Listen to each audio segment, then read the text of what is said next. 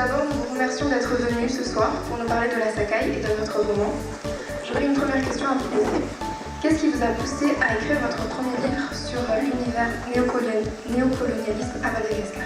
Bon, j'étais venu il y a longtemps déjà, je ne sais plus quand, dans ce lycée. J'avais fait un stage de théâtre ici. Il y avait un agriculteur qui était avec sa famille. C'est important pour moi de faire une présence. Je vais aussi aller à l'île Maurice, etc. Donc je fais une grosse promo à l'île de la Réunion, évidemment. Mais une grosse promo pour moi, pour Madagascar, comme je disais, c'est important pour moi. Je sais pas, j'ai quelque chose... Comme je vous disais, j'ai de la famille malgache, etc. Et Madagascar a toujours représenté quelque chose dans notre famille.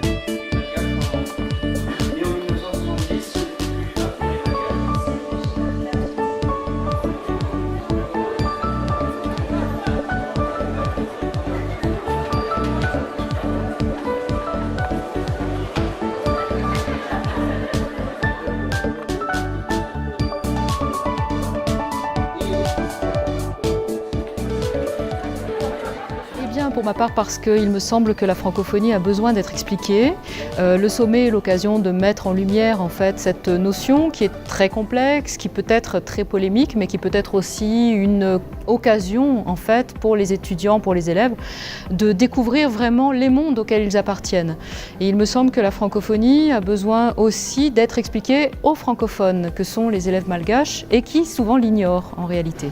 Donc c'était un petit peu cet objectif à la fois d'explication, de promotion, de diffusion d'une discipline qui permet aux élèves d'enrichir considérablement leur vision du monde et des cultures. Donc je travaille depuis très longtemps sur les littératures malgaches francophones que je mets en réseau avec les littératures francophones des autres zones. Et ce sommet me paraît une excellente occasion de rendre compte de l'état de la production littéraire malgache en français, comme de l'état de la langue française ici à Madagascar. J'ai donc conçu une anthologie qui présente l'état de la langue, l'histoire de la langue française à Madagascar, à côté de la langue malgache, et l'état de cette production littéraire, et ainsi que la production littéraire en français sur Madagascar. C'est une sorte de panorama de la situation contemporaine.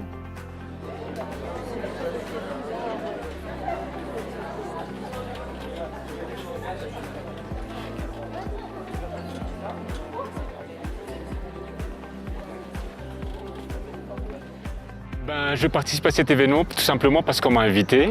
Je remercie d'ailleurs le lycée de m'avoir invité. Je pense que c'est aussi le fruit d'une collaboration depuis maintenant quelques années, puisque mon roman Géotropique et mon second roman, mon deuxième roman Les larmes d'Ietse sont étudiés pour le bac au lycée.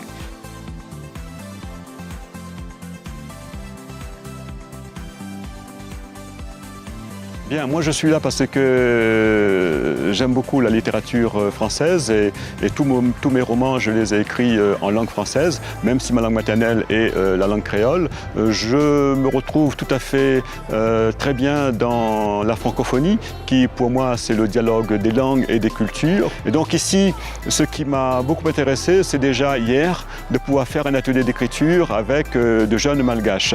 Et donc transmettre un message, pas forcément un héritage, mais une motivation, une passion pour l'écriture, et ça a donné de très bons résultats hier. C'est un message que les jeunes comprennent très bien. Ils sont exigeants avec eux-mêmes, avec leur écriture, et là je pense que d'ici quelques années, il y aura d'autres écrivains malgaches ici à Madagascar.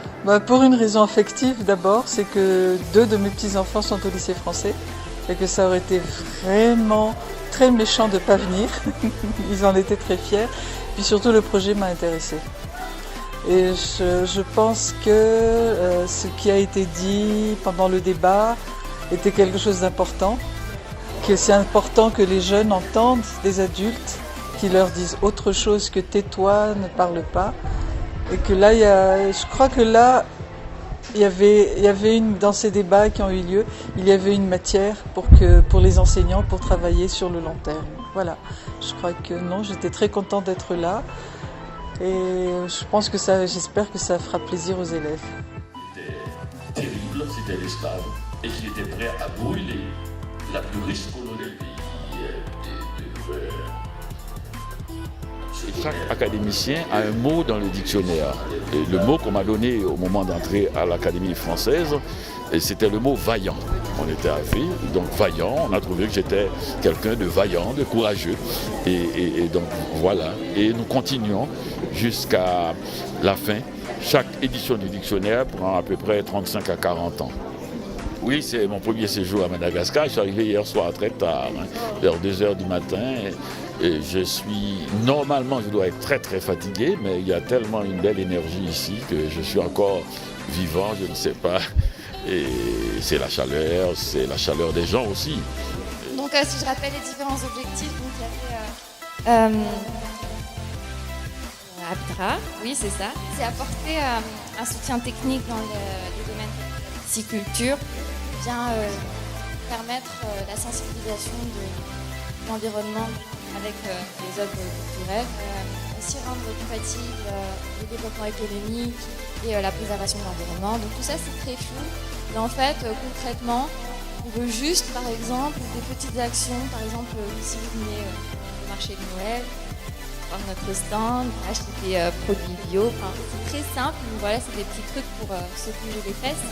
On a vu qu'il y avait des personnes qui n'étaient pas vraiment d'accord sur certains points, mais on voit qu'il y a vraiment une dynamique, une synergie qu'on essaie de créer. Donc on n'est pas tous passionnés par l'environnement ou par la planète déjà de base, donc on essaie vraiment de créer quelque chose de bien.